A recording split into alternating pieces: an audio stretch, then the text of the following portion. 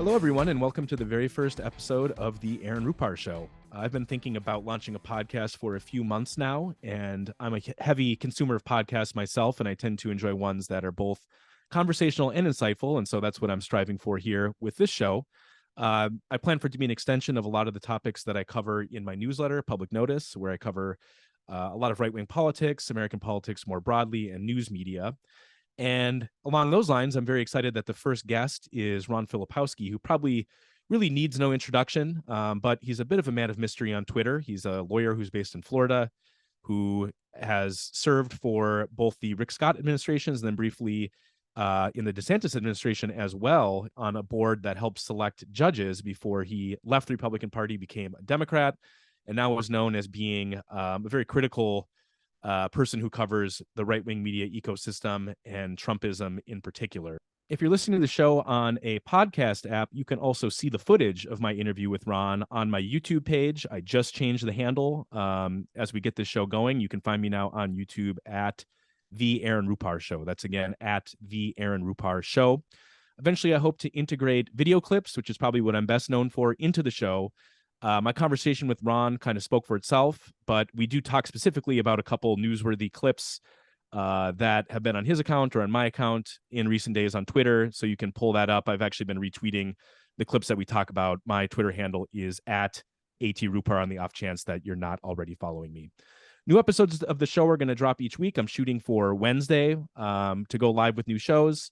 And like I said, you can find it on YouTube or wherever you get your podcasts. So without further ado, let's get to my conversation with Ron.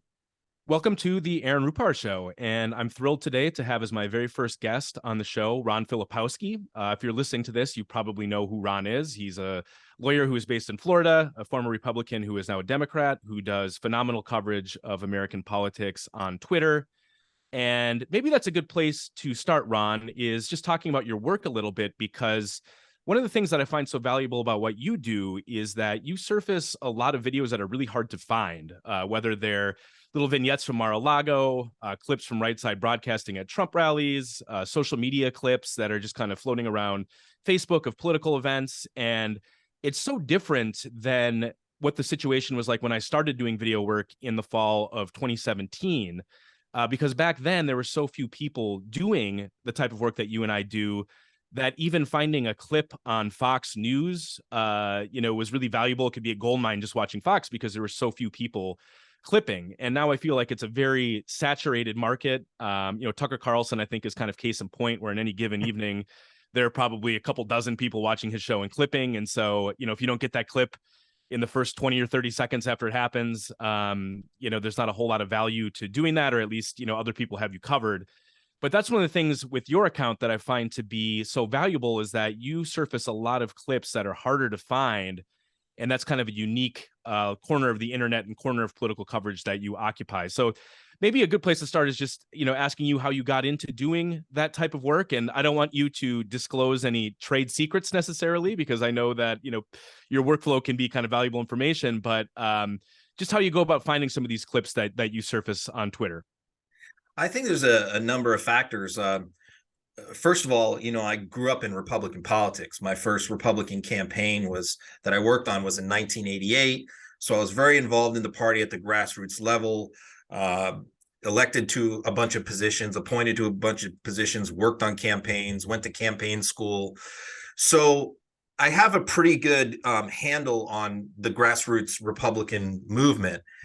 But what really prompted me to do it on a social media perspective was really the moment was Rudy's press conference with Sidney Powell, the first one where they brought out the crazy Hugo Chavez stuff and the Italian satellites. And yes, I was driving back from court in Tampa, and literally going over the Skyway Bridge, I literally drove off the road and just started writing notes because it was so insane to me. And I heard all these theories and stuff. And so that's when I really kind of delved into, where are they getting this stuff from? Where is this stuff coming from? And then that led me into all the people behind the Stop the Steal rallies, the Proud Boy groups, the Oath Keeper groups. And I just sort of went into this world on these alternative sites, and I saw the momentum building for January 6th.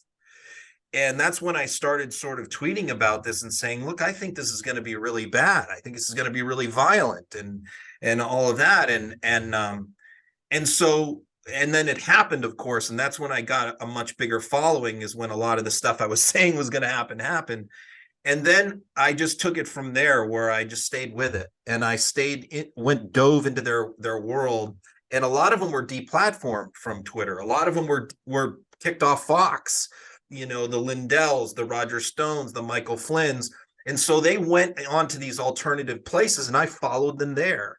And so that's kind of just how it started, was more organically, was me just following the people. And then they started doing these conferences and these traveling road shows. So I plugged into that world. And also part of it was, what you were doing and others. You already had Fox and Newsmax covered. And so I thought, well, there's a need for somebody to get into these alternative things.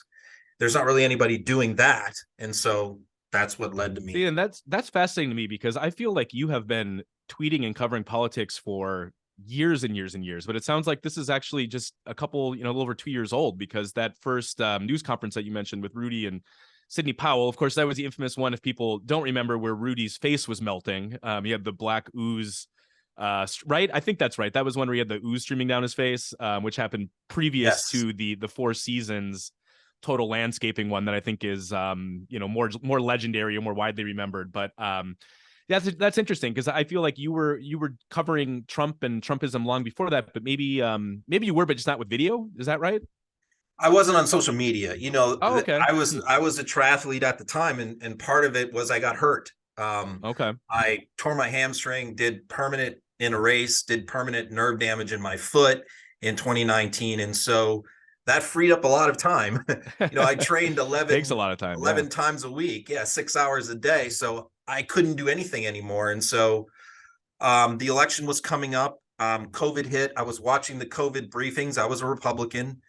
And that's really what sort of motivated me to start to thinking about leaving the party and getting into social media, was, just watching his news conferences on COVID. And I was so revolted and disgusted by what I was seeing. And I was, I had kind of not paid that much attention to Trump just because I never liked him. And that sort of COVID kind of forced me to pay attention. And what I saw just disgusted me. And so I reached out actually to Bill Kristol's group first, which at that time was Republican Voters Against Trump. And I did a video for them. And then other groups started asking me, to start doing videos. And then I got on Twitter 75 days before the election for the first time. And I swore I would never get on social media because I'm obsessive compulsive. And I knew that would sort of lead me into an unending circus, but I did it. Interesting. So I'm inferring from the timeline that you probably supported DeSantis in 2018 was when he was elected, right? So were you a supporter of his at that time? I was an Adam Putnam supporter. I knew Adam, who ran against him in the Republican primary. Knew Adam well, a moderate Republican like me. Long history in the party, had checked all the boxes, did everything he was supposed to do, which was very similar to me, coming up and doing all the things that you are normally supposed to do in Republican politics. DeSantis came out of nowhere. I didn't even know who he was. Even though I've been involved in Florida Republican politics, I barely knew who he was.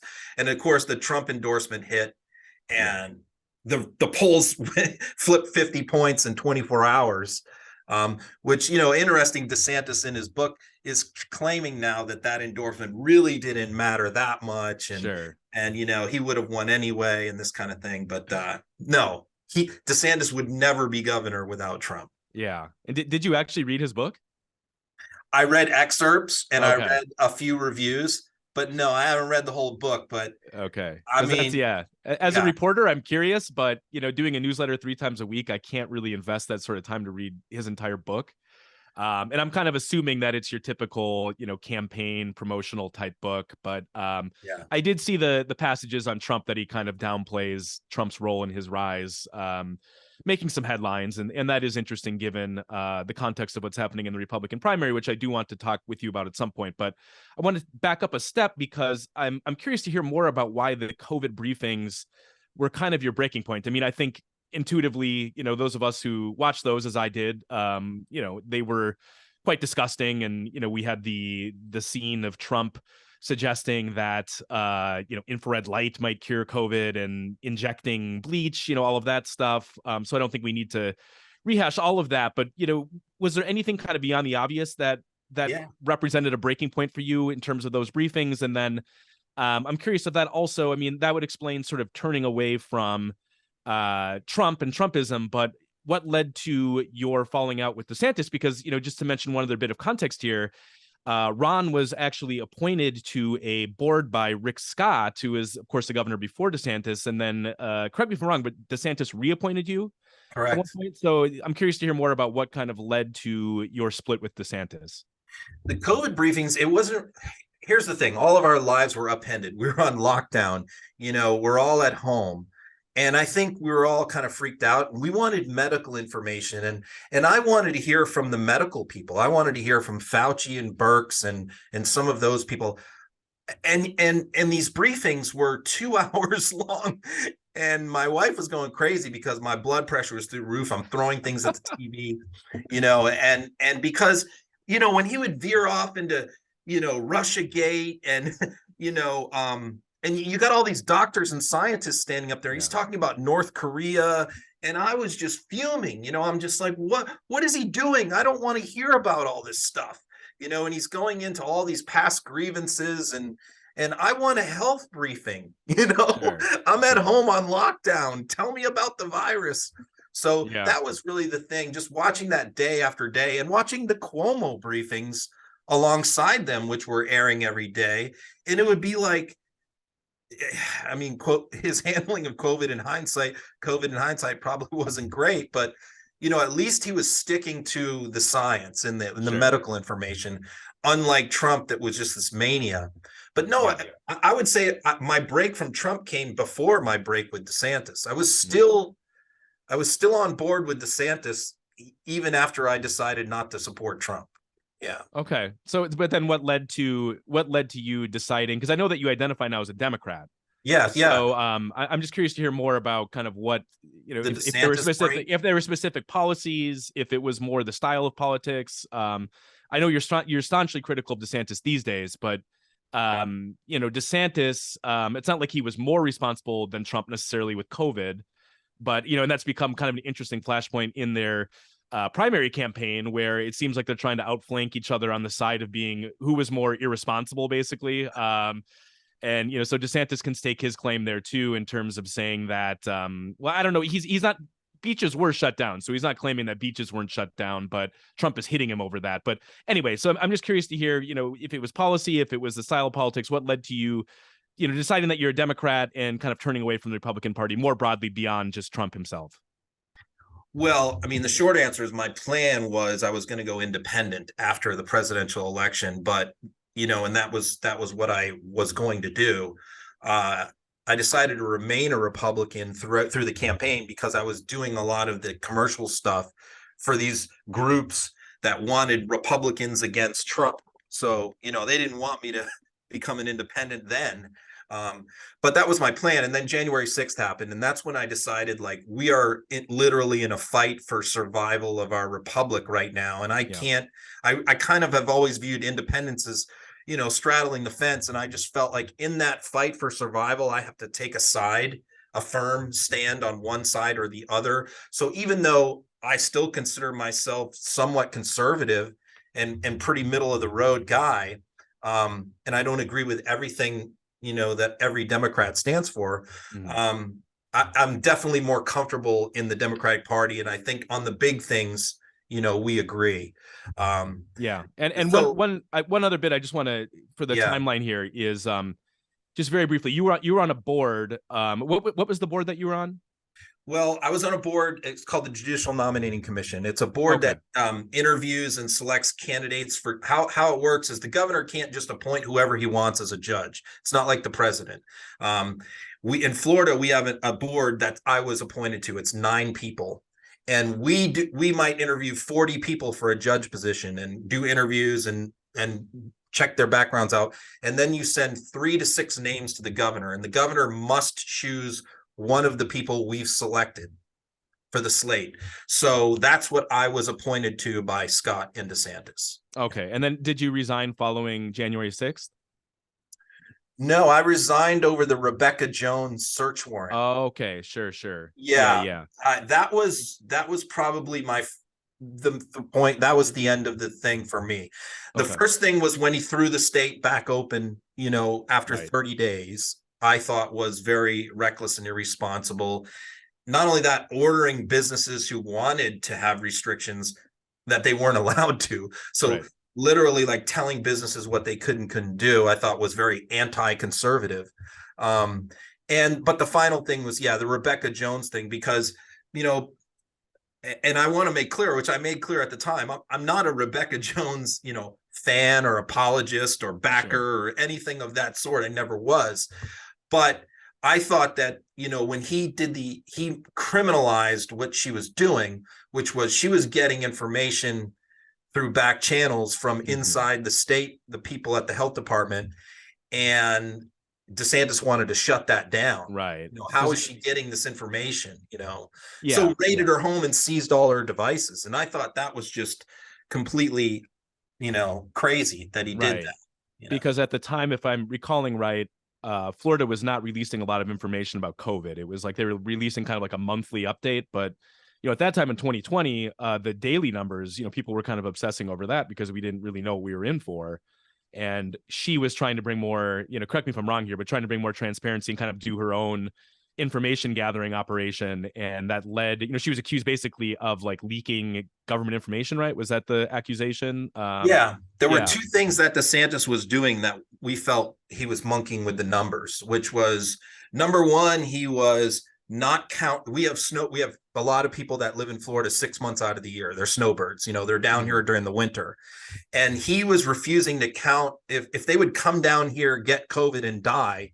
He was not wanting to count them if they were like officially residents of Ohio, even, because he was saying, well, that has to count in Ohio's numbers, not ours. So that was one thing he was doing.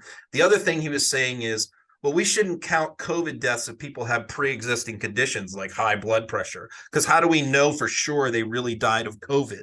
So he was, saying these things that made us distrust the numbers. And yes, Rebecca was somebody who was saying, look, I'm talking to people inside the state government and they're telling me that he's monkeying with the numbers too. So, then he raided her house and I thought that was just way over the top.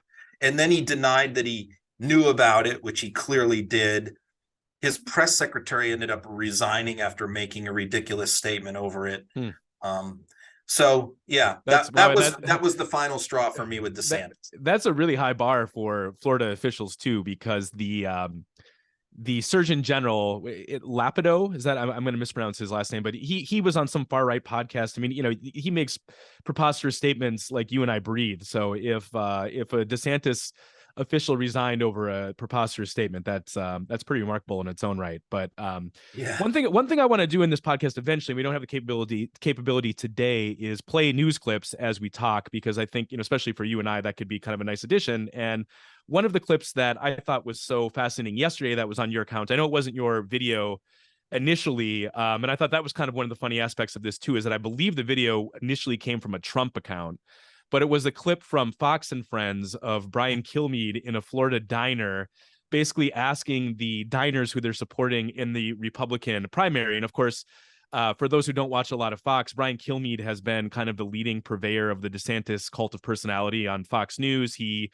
has traveled down to Florida to do a series of Puff interviews with him, and DeSantis goes on Fox and Friends pretty regularly. So you could tell that Kilmeade kind of had some flop sweat during this clip, trying to find someone in this diner who supported DeSantis. And I think eventually he did find a woman who had a DeSantis shirt on, but even she kind of said, well, it's either DeSantis or Trump. I don't really have a huge preference. Either way is fine. And, the other like half dozen people he asked, I think were all either Trump or there might've been like a Nikki Haley mixed in. But anyway, I thought that was kind of an interesting scene, just in that, we have this perception, those of us who don't live in Florida, that DeSantis is overwhelmingly popular there. Of course, he just won by 20 points a few months ago. So, he is more popular than anything the Democrats can offer down there. But To kind of pivot to the 2024 primary, which I know you're tracking closely, what's kind of your broad assessment of the state of play?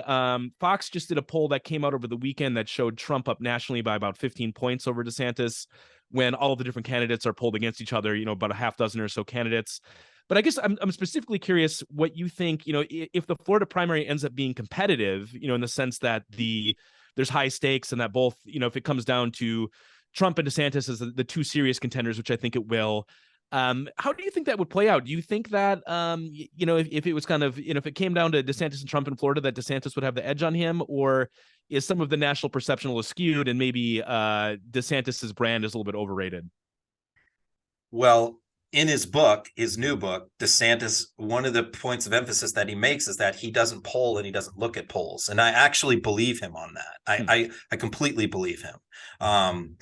That he doesn't pay attention to polls. He goes with his instincts and he goes with his gut. And I definitely believe that, which is very different from Trump, who lives and dies with every poll, I thought his quotes on that were actually kind of, I was going to say strong, but he was on Fox, DeSantis was, and he basically said, I don't look at polls because I think the role of a leader is to lead, and then you kind of shape public opinion through your actions, which I actually think is kind of a healthy way to look at it to a point. So anyway, I just want to interject that. But yeah, he's very stubborn. I mean, if something polls 1%, that doesn't matter to DeSantis. That's one of the reasons why, yes, he's principled, but it's also one reason why he's dangerous, because he doesn't really care what public opinion is on an issue. He's going to do what he wants to do.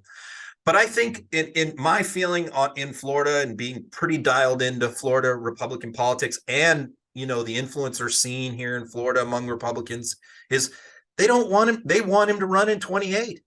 They want him to support. They want him as governor. They just elected him to be their governor. They don't want Jeanette Nunez. They don't want the lieutenant governor to be the governor of Florida. They don't want her. And so what they want is Trump to run for president, DeSantis to wait his turn, and DeSantis to run in 28. And I think a lot of them are really aggravated by the fact that, why is he doing this now? He's 46. There's no reason for him to run now. Why is he trying to ruin the party? Why is he trying to ruin it for Trump? So I think, he's getting some backlash in that sense, that he's being disloyal to Trump. And of course, Trump is feeding into that, and poking him constantly, saying he's disloyal. And so that clip, by the way, is interesting because, number one, Kilmeade follows me, on Twitter. Oh, he does? Okay. Oh, yeah, yeah. A lot of the right-wing people on Newsmax and Fox and stuff follow me because I cover their movement better than they do. So they want information from me. But that clip was sent to me by a paid Trump influencer. It's paid by the Trump campaign. So they send me stuff constantly. So that's another thing too. Like the Laura Loomer crashed his book signing last night. Well, they sent me the video of that because they want their anti-DeSantis pro-Trump stuff to get into mainstream media. And so I think that, mainstream media is not going to follow them and put their stuff on, but they know that they follow me. And if I put their stuff out, there's a better chance for it to get on CNN, Sure. Yeah, no, I noticed when I clicked through to the source of the video that I think the guy had like Trump 2024, like a hashtag of MAGA in his profile or something like that. And, probably you as well, when I amplify stuff like that, I do kind of have a little bit of a second thought where it's like, yeah, I am kind of spreading Trump propaganda here, but also the clip, was very newsworthy in its own right, because I think it kind of illustrated a fascinating dynamic where the base still does seem to be pretty much all in on Trump. Although I will note that, and I'm sure you watched this as well, Trump did a speech, was on President's Day, I believe. I think he was in Tampa. He was definitely in Florida. But he started attacking DeSantis, and you could kind of hear his audience sort of groan. They weren't really into his attacks on DeSantis. And so maybe that gets back to, kind of what you were saying, that there's a hunger for, unity, or not having this kind of bloodbath between Trump and DeSantis. But, it seems like, you were saying that your sense is that, Florida Republicans don't want DeSantis to ruin the party by running against Trump. But couldn't DeSantis argue that he's actually kind of saving the party? Because if it ends up being Trump-Biden round 2, I don't think there's any reason to believe that Trump is going to have a better outcome than he did in 2020 at this point. Correct me if I'm wrong there, but it seems to me that the idea that if Trump's a Republican nominee, unless something really unforeseen happens where there's a major recession, or, the war in Ukraine really escalates where there's NATO involvement or something like that, that could really kind of turn public opinion against it in some way, shape, or form. It seems kind of hard to imagine, to me at least, that Trump could beat Biden in 2024. But what's your read on that? Yeah, my read is this. I want mutually assured destruction, and that's my goal, is for both of them to be destroyed. I don't want to replace one with the other, and so there's these camps on social media, and their media ecosystem is a lot of these people don't realize these right-wing podcasters have millions of viewers and they get millions of views. Sometimes maybe this happens to you, but I'll post something from some podcaster and they'll go, who cares about him? And I'm like, Sure. Do you know that they have 7 million followers? Yeah. Oh, what? They're people on the left are very unaware that the right has created their own media ecosystem. Yep. And so there's the two camps that are out there. You have your DeSantis camps, which has kind of been organized and put together by Christina Pushaw, who was his press secretary, who's now with his campaign.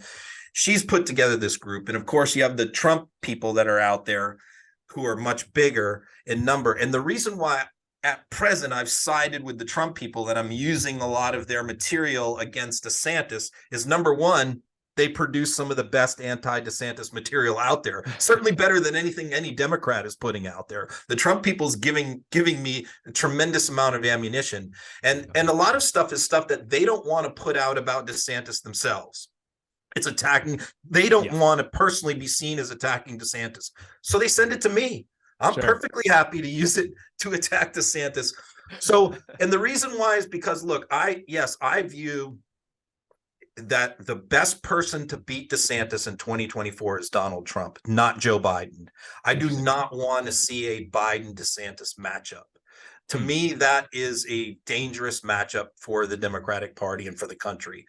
I would prefer, even though I don't want to see Trump at the finish line, I prefer to have a Trump under indictment Republican nominee against Biden than a 46-year-old popular Florida governor with none of that baggage running against an 82-year-old, Democrat with an approval rating in the 40s, you know? Yeah, so. I do kind of wonder on that, because I'm sure you do as well. I watch a lot of the DeSantis press events that he is doing these days on a nearly daily basis, and they're all kind of leaning into culture war stuff. And, he takes questions from reporters, and sometimes he does actually get tough questions from real reporters. And he has this kind of negative charisma to me where he's very kind of whiny and defensive. And I'm not sure how that's going to play nationally. And I'm not quite sure, if stoking the culture war over and over and over again, like he does, if that's really a winning strategy. So what's your sense? I mean, if DeSantis ran against Biden, I guess obviously he could highlight, Biden, like you mentioned, his approval ratings are in the 40s. He's not at a huge position of strength at this point, but it sounds like you think that there'd be a pretty good shot that DeSantis would fare better, at least than Trump, in a head-to-head matchup. Well, on paper, yes. Here's the big problem for him, in my opinion, and this is why it's so stupid for him to run in 24, is there's no path to victory if he wins the nomination. Because what do we know? Is if Trump was a traditional politician and he would accept defeat and he would go, you know what, Ron beat me fair and square. Now I'm going to get behind him and we all need to support Ron DeSantis. That's the traditional thing that politicians have done for centuries. Then I think DeSantis would be much more dangerous than he is in reality, because in reality, here's the problem. If he wins the nomination, this is what all the polls have showed, what I know from my own personal experience, what focus groups show, is right now, 20% of the Republican Party never voted before 2016. Many of them were not Republican. Many of them were never even registered to vote. They are only Republicans because they love Donald Trump. They have no loyalty to anybody else in the party. And if Donald Trump is aggrieved, and if Donald Trump turns on Ron DeSantis, as we know he will do, they will not show up. They won't vote. They will stay home. And this is why Ron can't win, he can beat Trump maybe in a Republican nomination, and I disregard all polls right now. I mean, I pay no attention to them. Yeah. He could possibly do it because he can win the Western states, and I don't think he can win, Georgia or Alabama, but he can win California, Oregon. He could win the Midwest. He could win Pennsylvania. There's a path for DeSantis to beat Trump. The problem is Trump will take his ball and his voters and go home. Right. And they won't show up. We saw a sneak preview of that in the Colorado Senate race. That guy was neck and neck for being able to win, right? And it was going down to the wire. And he gave an interview and he said, you know what? If Trump was the nominee in 24, I couldn't support him. Boom. What did Trump do? Puts out a post. Yeah. Don't vote for this guy. Don't show up. Yeah, O'Day, I believe his name is. O'Day, and he lost. And that's what Trump will do to DeSantis. Well, Ronna McDaniel has this all figured out, though. She's going to make Trump sign a loyalty pledge, so that'll be that. He'll never go back on his word. That is so ridiculous. I mean, the loyalty pledge is for the rest of them. It's not for Trump. I mean, Trump is the one who wants this pledge, and because he wants make sure Pompeo and Haley and Pence and all these guys are going to support him. That's really what the pledge is for. As we know, Trump signing a pledge, that means nothing to him. It's like, he couldn't care less about that, Yeah. Two last things here before we wrap it up. You mentioned Trump possibly being under indictment earlier. When you and I talked, I believe it was in November, for my newsletter, I believe you mentioned, I don't want to, hold you too accountable here, but I think you mentioned that you thought the indictment might drop in December at that point, which obviously didn't happen. It's now March 1st. I've kind of, you're a lawyer. I'm not a lawyer. I've basically taken the approach on this stuff that I will believe Trump is going to be indicted when it happens and not a moment before then. Yeah. What's your sense on that? I mean, are you still confident that that's coming? Trump is obviously freaking out almost every day about the special counsel investigating him, Jack Smith, I believe the guy's name is. And that to me kind of suggests that behind the scenes, he is worried and, believes that there might be some sort of indictment coming for him. But what's your read on that? I've always said that Georgia was going to be first. I've been saying that for 2 years now, would be first because it's less complicated and it's more clear cut and it's on tape. And now we have a grand jury making findings. I do think that's going to happen. I think that's what DeSantis is waiting on. Honestly, I think he's the main thing. There's a couple other things he's waiting on, such as the resign to run law being repealed in Florida, which it's going to happen next month to pave the way for him. That, but I think, Trump is, I definitely believe the Georgia indictment is about to happen anytime. And I think that that's what DeSantis is waiting for. And I think his case then becomes a better case to make to the primary voters, which is how can we possibly nominate someone for president who's under a criminal indictment? I mean, we can't do this as a party. This is insanity. So I think that strengthens the case when he announces if Trump is already under indictment. So I do believe that's going to happen. And that's setting aside the Jack Smith stuff, which I also think is going to happen as well. So yeah, I think that definitely helps him make his case a lot stronger. Yeah.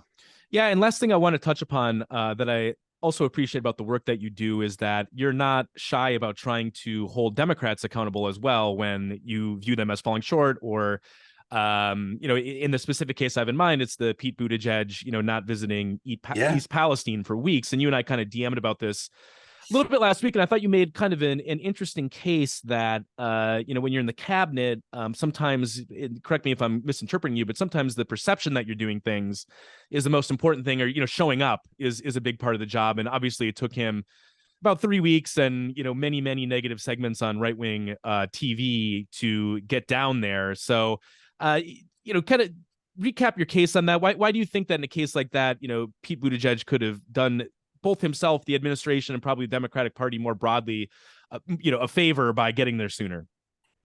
Democrats Republicans are much better than Democrats at messaging, symbolism, optics. I think Democrats are better on substance. For example, just to give you an example, the gas prices issue that came up. I remember being so frustrated that the administration wasn't defending itself when Republicans first started attacking it about gas prices, because I was looking at gas prices all over the world were going through the roof for a variety of reasons and was much higher than the United States. And then finally, the administration put out their response to the Republican attacks on gas prices. And you remember Republicans were putting stickers on gas pumps. Joe Biden did this. That's a perfect example. That's Republican messaging, which is putting a sticker on a gas pump. I did this. It's simple, but it sticks in people's brains. They remember stuff like that. People that are low information voters remember things like that. Meanwhile, what does the administration do? Says nothing for 2 months, and then they put out a 14-point essay as to why gas prices went up. And I'm like, there is not one human being on earth that's going to read that other than a tiny percentage. So that's the contrast in the two approaches. And, Ohio is a perfect example, which is, as soon as that, I see these things bubbling up very early on. And that's my biggest frustration, is I see these things and I start warning. I'm like, this is their next big thing, whether it's baby food, gas prices, inflation, Afghanistan, you name it. This is what they're going to hammer. What's the response? Whether it's the border, what's your response? What's the reply? What's the truth? And the administration and the Democratic Party is always slow on the draw. They're always slow to react, and they're always in defense mode.